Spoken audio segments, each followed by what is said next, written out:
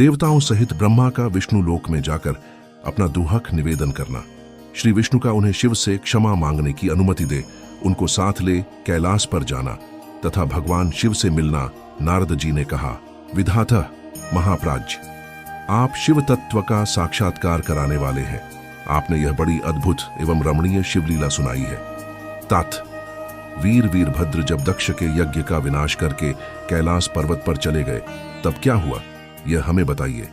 ब्रह्मा जी बोले, नारद, रुद्रदेव के सैनिकों ने जिनके अंग भंग कर दिए थे वे समस्त पराजित देवता और मुनि उस समय मेरे लोक में आए।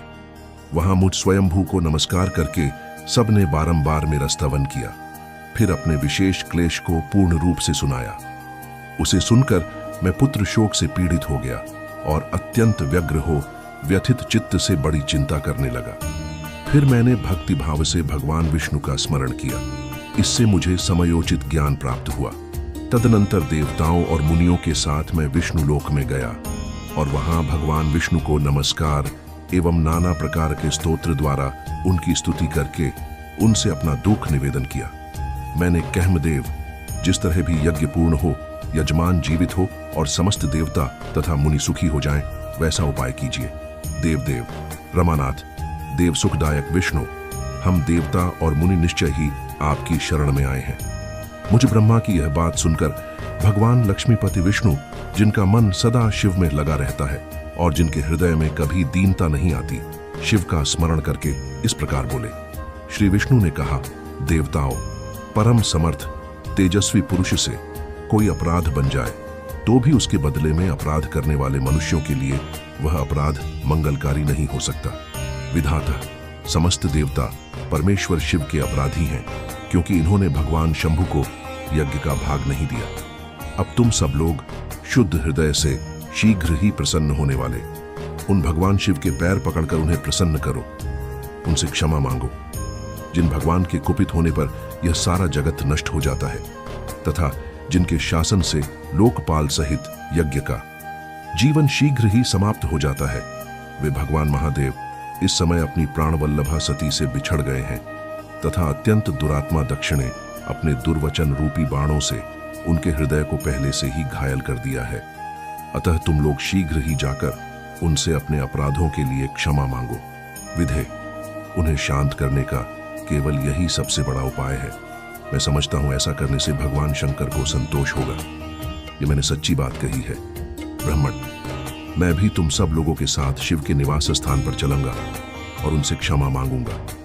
देवता आदि सहित मुझ ब्रह्मा को इस प्रकार आदेश देकर श्रीहरि ने देवगणों के साथ कैलाश पर्वत पर जाने का विचार किया। तदनंतर देवता, मुनि और प्रजापति आदि जिनके स्वरूप ही हैं, वे श्रीहरि उन सबको साथ ले अपने वैकुंठ धाम से भगवान शिव के शुभ निवास गिरिश्रेष्ठ कैलाश को गए। कैलाश भगवान शिव को सदा ही अत्यंत प्रिय है। मनुष्यों से भिन्न किन्नर, अप्सराएं और योग सिद्ध महात्मा पुरुष उसका भलीभांति सेवन करते हैं तथा वह पर्वत बहुत ही ऊंचा है। उसके निकट रुद्रदेव के मित्र कुबेर की अलका नामक महादिव्य एवं रमणीय पुरी है, जिसे सब देवताओं ने देखा। उस परी के पास ही सौगंधिक वन भी देवताओं की दृष्टि में आया, जो सब प्रकार के वृक्षों से हरा भरा एवं दिव्य था। उसके भीतर सर्वत्र सुगंध फैलाने वाले सौगंधिक नामक कमल खिले हुए थे। उसके बाहरी भाग में नंदा और अलकनंदा, ये दो अत्यंत पावन दिव्य सरिताएं बहती हैं, जो दर्शन मात्र से प्राणियों के पाप हर लेती हैं। यक्षराज कुबेर की अलकापुरी और सौगंधिक वन को पीछे छोड़कर आगे बढ़ते हुए देवताओं ने थोड़ी ही दूर पर शंकर जी के वटवृक्ष को देखा। उसने चारों ओर अपनी अविचल छाया फैला रखी थी। वह वृक्ष 100 योजन ऊंचा था और उसकी शाखाएं 75 योजन तक फैली हुई थीं। उस पर कोई घोंसला नहीं था और ग्रीष्म का ताप तो उससे सदा दूर ही रहता था। बड़े पुण्यात्मा पुरुष को ही उसका दर्शन हो सकता है। वह परम रमणीय और अत्यंत पावन है। वह दिव्य वृक्ष भगवान शंभु का योग स्थल है, योगियों के द्वारा सेव्य और परम उत्तम है। मुमुक्षुओं के आश्रयभूत उस महायोगमय वट वृक्ष के नीचे विष्णु आदि सब देवताओं ने भगवान शंकर को विराजमान देखा।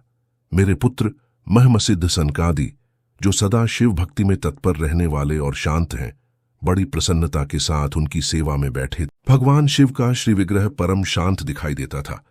उनके सखा कुबेर, जो गुह्यकों और राक्षसों के स्वामी हैं, अपने सेवक गणों तथा कुटुंबीजनों के साथ सदा विशेष रूप से उनकी सेवा किया करते हैं। वे परमेश्वर शिव उस समय तपस्वी जनों को परम प्रिय लगने वाला सुंदर रूप धारण किए बैठे थे। भस्म आदि से उनके अंगों की बड़ी शोभा हो रही थी। भगवान शिव अपने वत्सल स्वभाव के कारण सारे संसार के सुहद हैं। नारद, उस दिन वे एक कुशासन पर बैठे थे और सब संतों के सुनते हुए तुम्हारे प्रश्न करने पर तुम्हें उत्तम ज्ञान का उपदेश दे रहे थे। वे बायां चरण अपनी दाईं जांघ पर और बायां हाथ बाएं घुटने पर रखे कलाई में रुद्राक्ष की माला डाले सुंदर तर्क मुद्रा से विराजमान थे। इस रूप में भगवान शिव का दर्शन करके उस समय विष्णु आदि सब देवताओं ने दोनों हाथ जोड़ मस्तक झुकाकर तुरंत उनके चरणों में प्रणाम किया। मेरे साथ भगवान विष्णु को आया देख सत्पुरुषों के आश्रयदाता भगवान रुद्र उठकर खड़े हो गए और उन्होंने सिर झुकाकर उन्हें प्रणाम भी किया। फिर विष्णु आदि सब देवताओं ने जब भगवान शिव को प्रणाम कर लिया तब उन्होंने मुझे नमस्कार किया, ठीक उसी तरह जैसे लोकों को उत्तम गति प्रदान करने वाले भगवान विष्णु प्रजापति कश्यप को प्रणाम करते हैं। तत्पश्चात देवताओं, सिद्धों, गणाधीशों और महर्षियों से नमस्कृत तथा स्वयं भी श्री विष्णु को एवं मुझको नमस्कार करने वाले भगवान शिव से श्री हरि ने आदर पूर्वक वार्तालाप आरंभ किया। ओम नमः शिवाय।